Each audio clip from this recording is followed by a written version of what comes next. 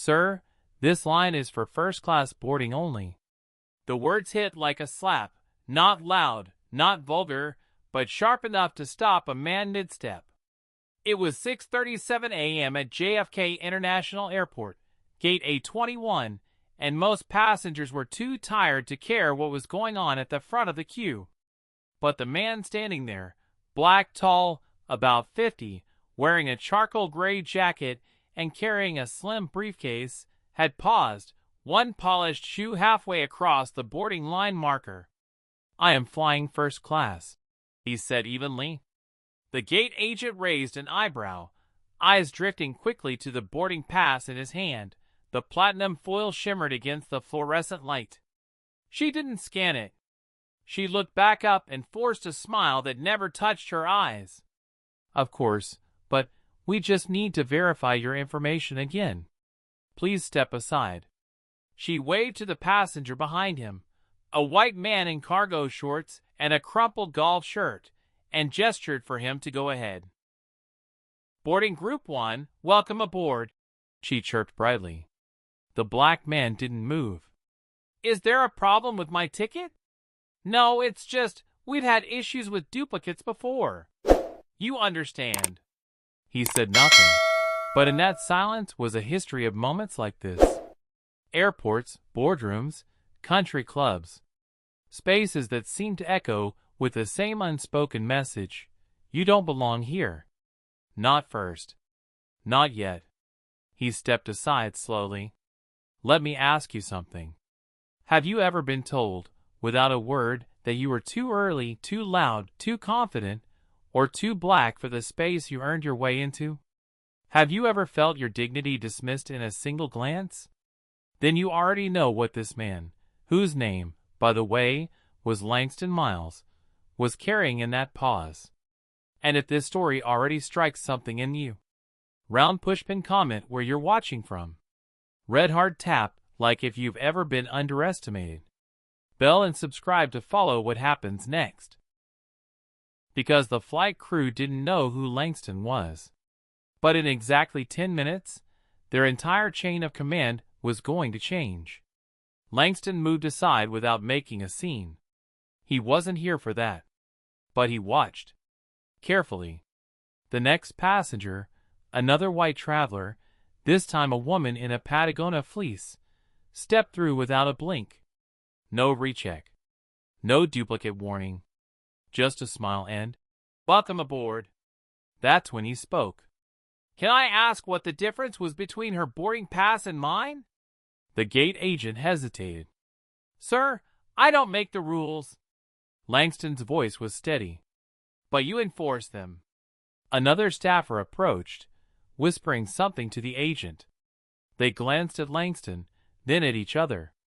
Behind him, a few passengers began to murmur. A teenager with earbuds lowered the volume on his phone. A middle-aged couple frowned in disapproval, not at Langston, but at the tension building in a place designed to be orderly. That's the thing about power. When you challenge it quietly, the noise it makes doesn't come from you. It comes from the system trying to silence you. 3 minutes passed. Langston stood still, waiting for his ticket to be verified. He'd flown 97 times with this airline. He'd owned stock in it for 11 years. And just last month, he'd signed a letter of intent to lead a major acquisition negotiation between this carrier and an international partner. But none of that mattered to the woman holding the scanner. To her, he wasn't chairman material. He was just, "Sir." At exactly 6:44 a.m., Langston tapped his phone and sent a message.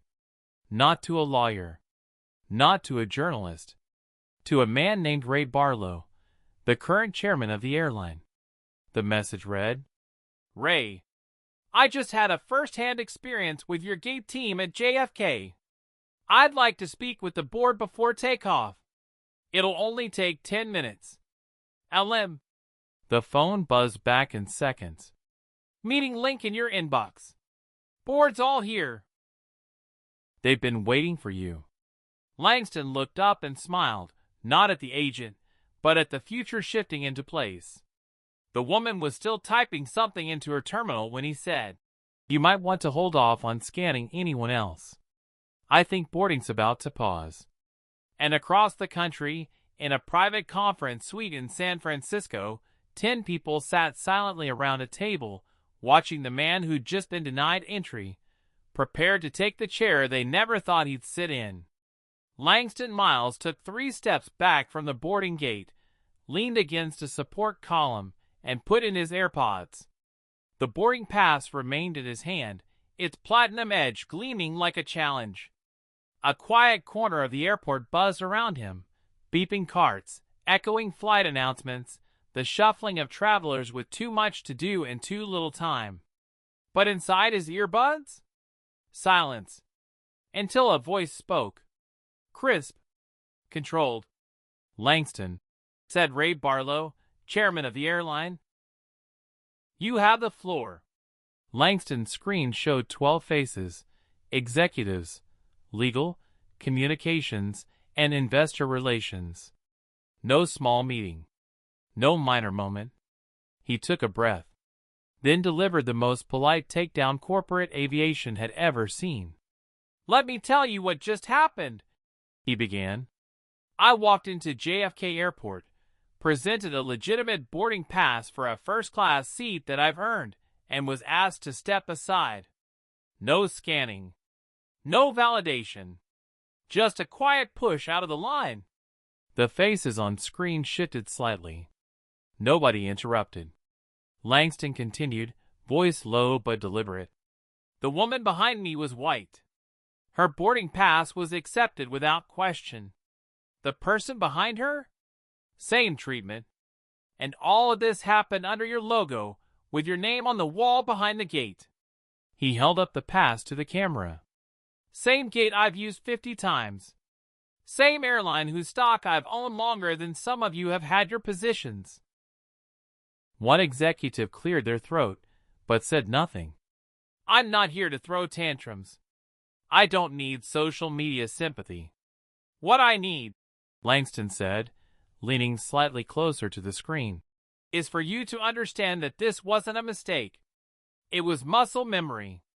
Let me ask you something. Have you ever been disrespected so quietly, so efficiently, that everyone around you thought it was normal, because they'd never had it happen to them? That's not miscommunication. That's design." And Langston wasn't just naming it. He was about to rebuild around it. One of the board members, a woman in a navy suit, finally spoke. "What are you suggesting, Langston?" He paused. "I'm suggesting that if this company wants to survive the next decade, it stops treating equity like a PR slogan and starts treating it like a design principle." The line held. He went on. "Starting with leadership. Starting with the message this sends. When your incoming chairman can't get on a plane without being profiled by your own staff." Another member asked cautiously, "Are you still interested in assuming the role?" Langston smiled without warmth. "I'm not interested in the title," he said. "I'm interested in the control that comes with it. And right now, control means accountability." The vote was called.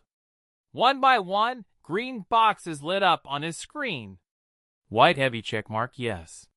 White heavy checkmark, yes. White heavy checkmark, yes. By the time the 5th vote came in, it was a done deal. Langston Miles was now officially the chairman of the board for Altair Incorporated. He didn't gloat, didn't cheer. He simply looked up from the screen, removed one earbud, and walked back to the gate. The boarding agent was still tapping away at the terminal, unaware. Langston stopped in front of her. "You can scan my ticket now," he said calmly. She glanced up, startled, then did as instructed. The reader beeped. Green. She handed it back with an awkward smile. "Thank you for your patience, Mr. Miles." He didn't correct her. She didn't know. Yet. On board, Langston took his seat, 1A. A few passengers gave him sideways glances, whispers following him down the aisle. He ignored them. He had work to do. By the time the flight hit cruising altitude, a formal press release had been sent to every major outlet. Langston Miles appointed chairman of Altair. Effective immediately. Mr. Miles brings decades of leadership, global vision, and a lived understanding of equity in enterprise. He leaned back, closed his eyes, and smiled. Because now the entire system that delayed him was under his command. Langston didn't waste time with ceremony. No champagne. No meet and greet with investors. No grand public unveiling.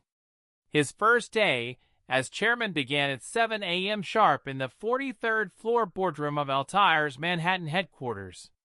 He entered with no entourage, wearing a dark blue tailored suit, holding a single leather folder and a cup of black coffee.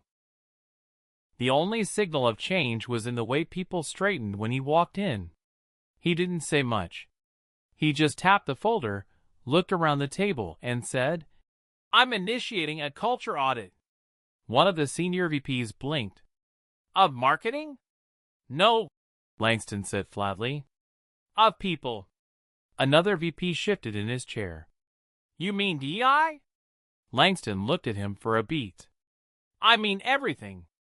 Hiring, promotions, gate protocol, in-flight treatment, supplier contracts. I want an analysis on who gets power and who doesn't. I want numbers, trends, and names." There was silence. He added, "And I want it on my desk in 10 days. Let me ask you something. Have you ever walked into a space that once made you small and dared to change its entire blueprint? That's not ego. That's restitution." And Langston wasn't just leading from the top. He was coming for the foundation. 3 days into the audit, something unexpected surfaced.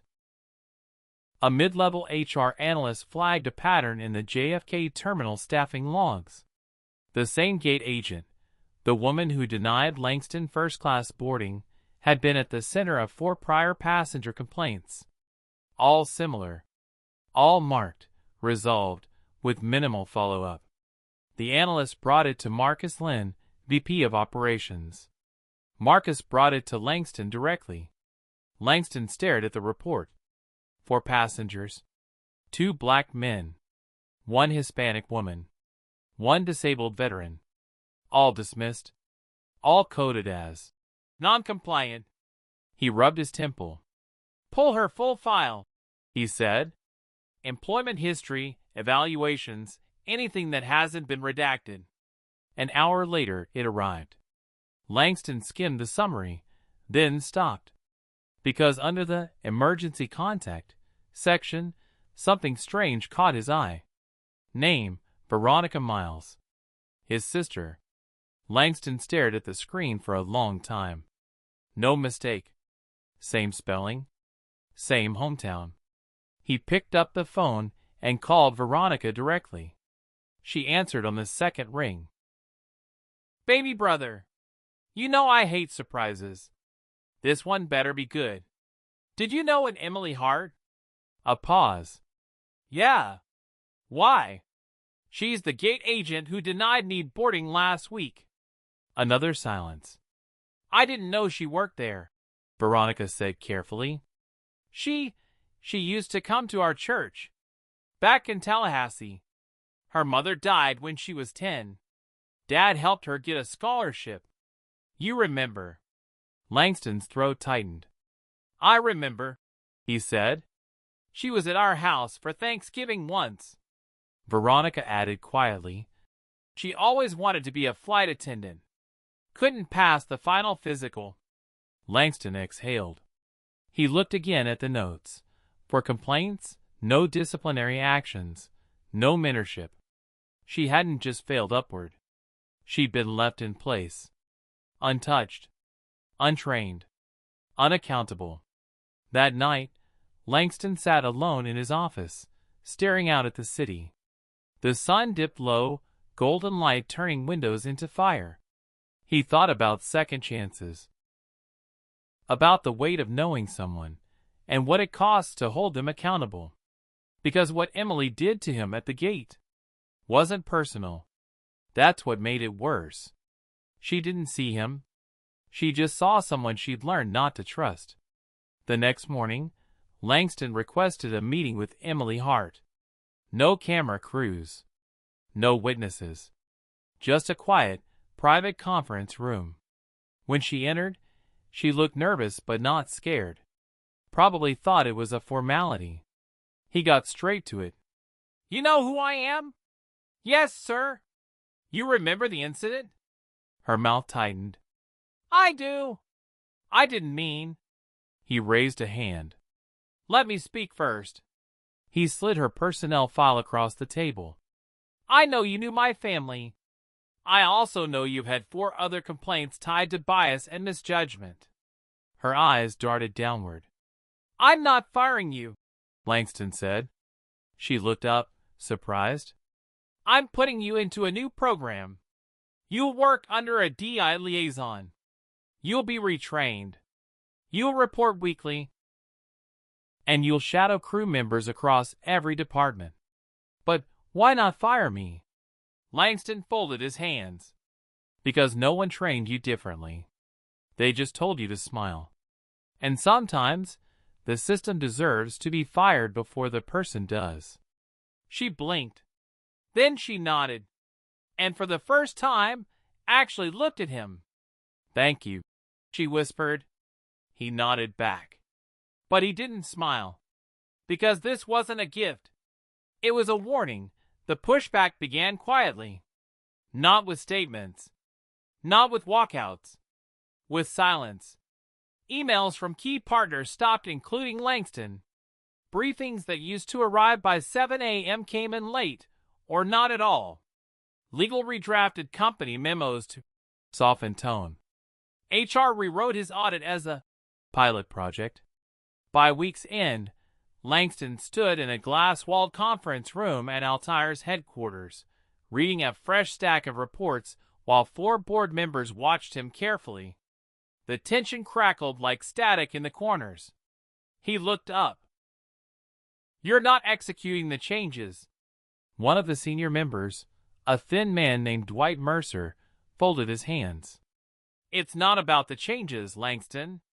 It's the speed. The optics." "Optics? You're pushing this through like a fire sale," Dwight said. "It's making certain investors anxious." Langston dropped the file on the table. "Good. Maybe they'll wake up." Dwight's voice tightened. "This isn't activism. It's a Fortune 500 company." Langston stepped closer. "Exactly. And a company that lets quiet racism live at its front gate doesn't belong on any Fortune list." "Let me ask you something.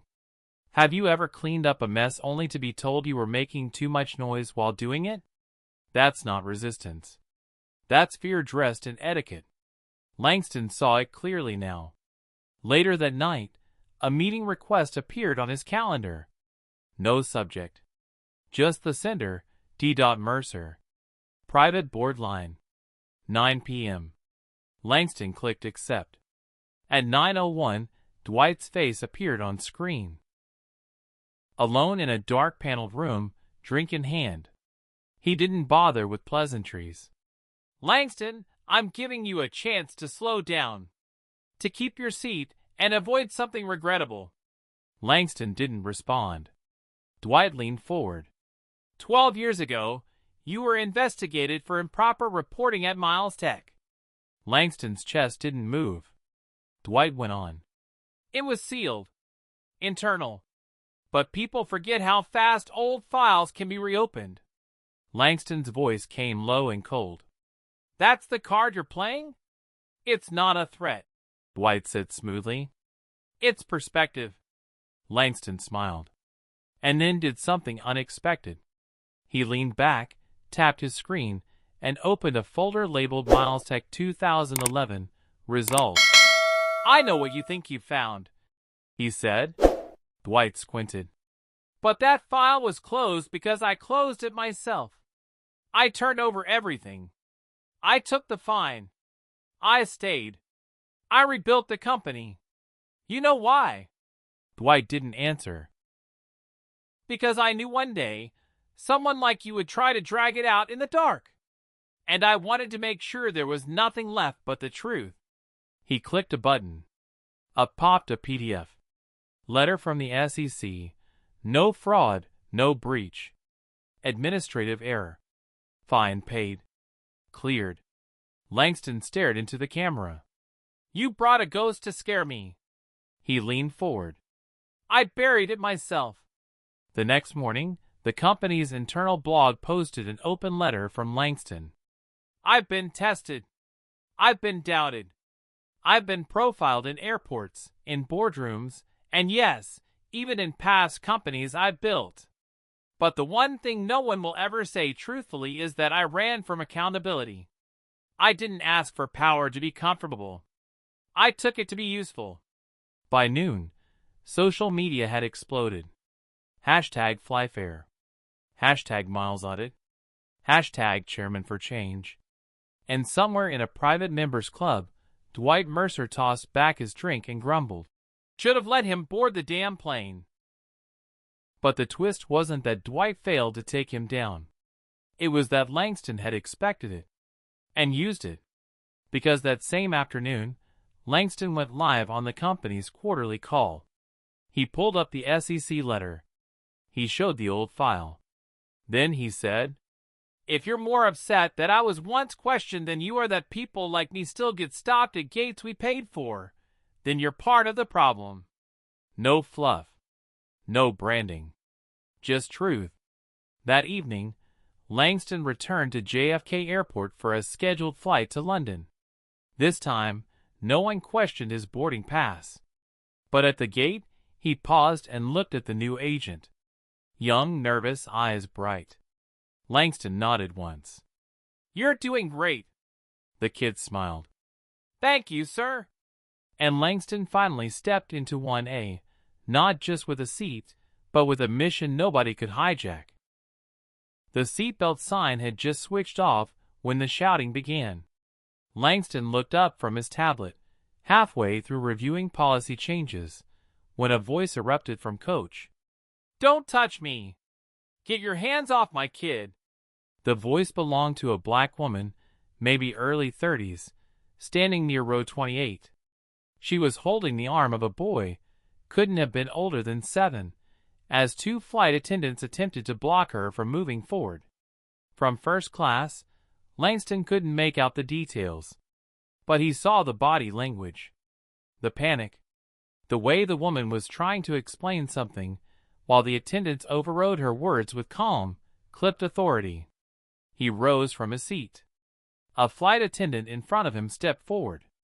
Mr. Miles, I assure you. Langston walked right past him. In row 28, the boy was crying.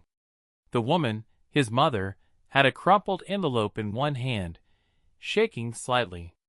I told you he has asthma, she said. I asked for a seat change because the man next to us was wearing strong cologne. My son was wheezing. The lead attendant crossed her arms. We told you there were no available seats.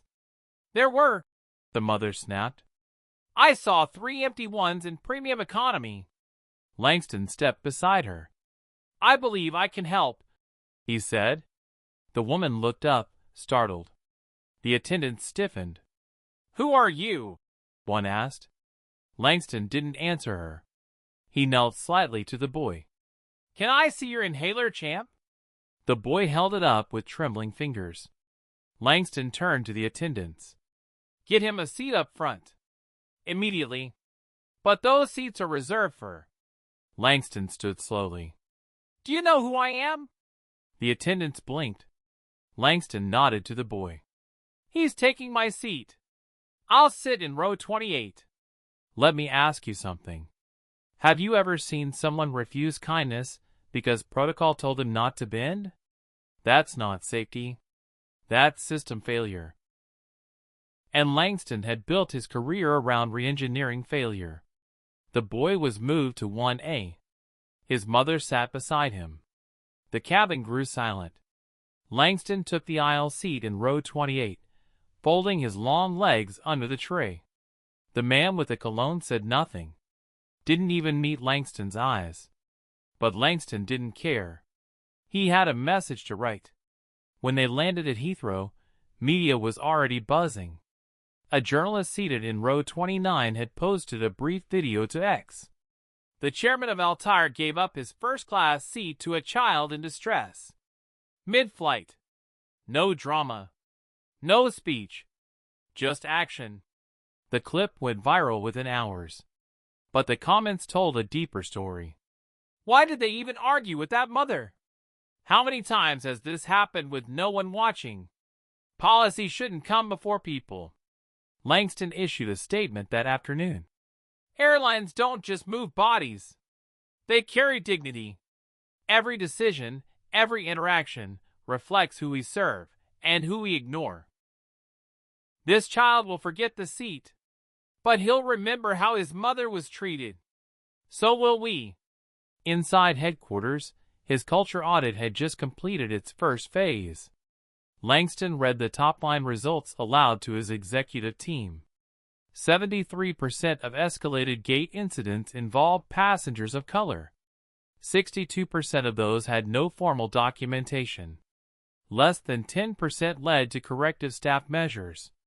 He set the paper down. No more waiting, he said. Then he signed an internal order. Altair Human Experience Directive 1.0. Effective immediately. All gate staff and cabin crew required to complete comprehensive bias and de-escalation training within 90 days. New whistleblower protection and escalation documentation system rolled out across all airports. Public-facing diversity metrics to be released quarterly. One VP raised a concern. It's aggressive. What if there's backlash? Langston didn't blink. Let there be. That night, as he returned to his London hotel, Langston opened a message from the boy's mother. A photo of her son eating ice cream, smiling, inhaler in his lap. Text below. He wants to be a pilot now. He said, maybe one day I'll fly people like the man who helped me. Langston stared at the message for a long time. Then whispered, good. Let him fly farther than I ever could. The chant echoed up the glass towers like a slow-building storm. People, not profit. People, not profit. Langston stepped out of the elevator and into the 9th-floor conference room where his executive team had gathered to watch the footage roll in live. Below, on the street, nearly 200 airline employees stood shoulder to shoulder, holding handmade signs, red bandanas around their necks. Flight attendants, ground crew, gate agents, maintenance teams, pilots. Some faces were familiar, some were not, but they were loud, and they were angry. Langston turned toward the live feed. What's the demand? He asked calmly. The head of PR swallowed hard. They're accusing us of fast-tracking equity policy at the expense of job security. Rumors say we're planning AI rollouts and automated gate systems. Layoffs. Outsourcing. Langston's brow furrowed. We're not. We know that. But online, perception's reality. Someone's leaking poison. Langston narrowed his eyes. Who? No one answered. Then his assistant stepped forward, holding a printed post from an anonymous account. Username at Altwhistle. The post read, Langston Miles says he's fighting for inclusion. But he's killing your jobs. You're just data to him. Not people. Langston read it twice. Then again. Pulse security, he said. You want them cleared out? The head of HR asked. Langston shook his head. No. I'm going down there. Let me ask you something. Have you ever been told to lead from the top and instead chose to walk into the crowd? That's not a stunt. That's accountability. And Langston never took the back exit. Within minutes, he stood on the pavement, face to face with the wall of employees chanting outside Altair HQ. The moment he appeared, the chanting slowed. Not because they weren't still angry, but because power had come down the stairs. A cameraman pivoted. A reporter whispered. Phones raised. Then someone stepped forward from the crowd. A man in his 40s. Scruffy beard. Navy crew jacket. Name badge crooked. T.Y. Dunbar, crew chief former. Langston froze. He knew the face. Ty used to be an operations tech back in their regional carrier days. A mechanic. Smart. Loyal. But he'd been demoted 2 years earlier for failing a safety inspection. Langston had been on the review board. Ty, he said, his voice calm. Ty stepped closer, raising a mic. You remember me now, huh? Langston nodded once. You sat in a glass office while they docked my pay and said nothing. That's not true, Langston said evenly. I wasn't CO. I was a minority partner in that carrier. But you were in the room, Ty snapped. You had a vote. The cameras leaned in. The crowd buzzed. Langston took a breath. You're right. I was in the room. And I didn't speak up loud enough. That's on me. Ty blinked. I didn't come here to silence you, Langston continued. I came here to listen. Then he held out the mic. Say what you need to say. The twist? Ty didn't yell. He didn't curse. He looked around at the crowd, then at the camera and said, We're tired. Not of change, but of being the last to know what that change costs. We want equity, but we want honesty too. Don't tell us we're family, then ship our jobs offshore to save a spreadsheet. Langston nodded, then took the mic back. Then come inside. Ty frowned. What? Come inside. Sit with my policy leads. Help draft the new ops plan. Not as protesters. As partners. Murmurs rippled through the crowd. Langston turned toward the press. We can't fix what's broken if we keep pretending it's just a PR problem. I'm not perfect. But I'm not hiding either. Then he looked at Ty again. You in? A long pause. Then Ty nodded. And the crowd slowly began to clap. That night, the headlines didn't say, Protest. They said, Chairman walks into fire, leaves with new allies. Langston didn't celebrate. He just sent a message to his team. Set up the working group. Put Ty Dunbar's name first. In the quiet of his office, Langston stared out over the city. You don't rewrite a company overnight. But if you show up when it's inconvenient, when it's hard, sometimes the crowd lets you stay. The auditorium lights dimmed as the last slide faded from the screen. Altair's annual summit had drawn over 1,200 people, employees, partners, executives, even a few cautious reporters seated along the back wall. For 2 days, they'd listened to panels, watched polished presentations, and sipped coffee from mugs that read, Tour hire. But now it was the final session, and everyone knew why they were still in their seats. The new chairman was about to speak. Langston Miles stepped out from the wings with no notes, no teleprompter, and no fanfare. Just a black suit, a silver tie, and the quiet confidence of a man who'd been underestimated so many times he stopped flinching at it. The room settled into silence. Langston stepped up to the mic. He didn't begin with stats. He didn't thank the sponsors. He began with a story. A year ago, I was standing in line at JFK with a first-class boarding pass in my hand. A platinum ticket. Earned. Paid for. Scanned 100 times before. And still, they asked me to step aside. No reason. Just the look. You know the one. The room tensed, some nodding, some shifting in discomfort. I could have made a scene. I could have shouted. But I didn't. I waited. A pause. And then I became chairman. A few chuckles. A ripple of applause. But Langston raised his hand. That's not the point. Let me ask you something. Have you ever worked so hard for a seat at the table only to be asked, just before you sit down, to prove you deserve to be there? Langston had. But he wasn't just telling his story now. He was telling theirs. When I joined this company as chairman, I didn't do it for the salary, Langston said. I did it because I wanted to rebuild something better than what I had to endure. He stepped away from the podium, walking slowly across the stage. My father taught me that legacy isn't what you leave when you're gone. It's what you build while they're still watching to see if you'll fail. He stopped center stage. This isn't about race alone.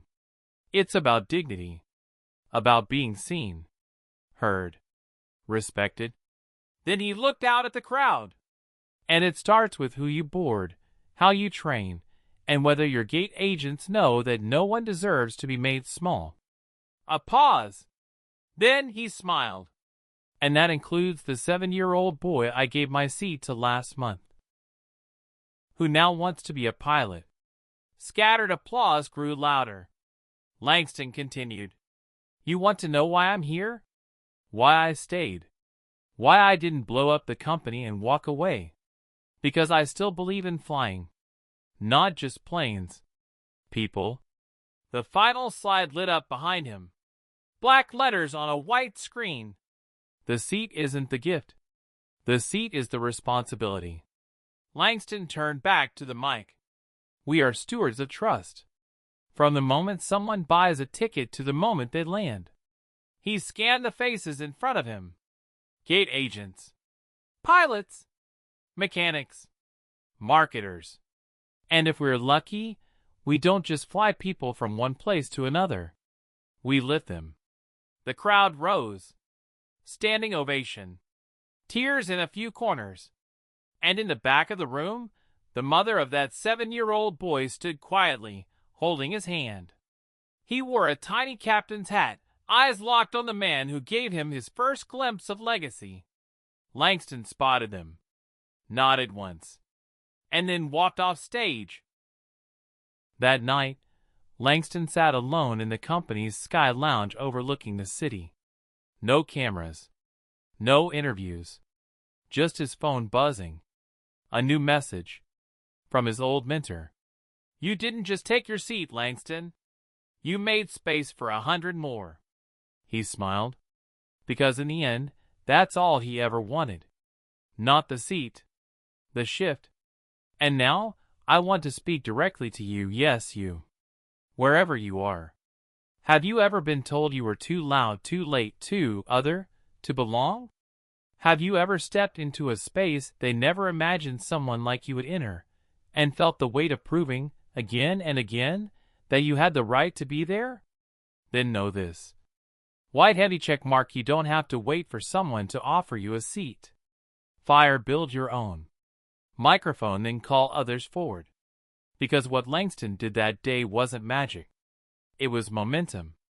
And now, it's yours too.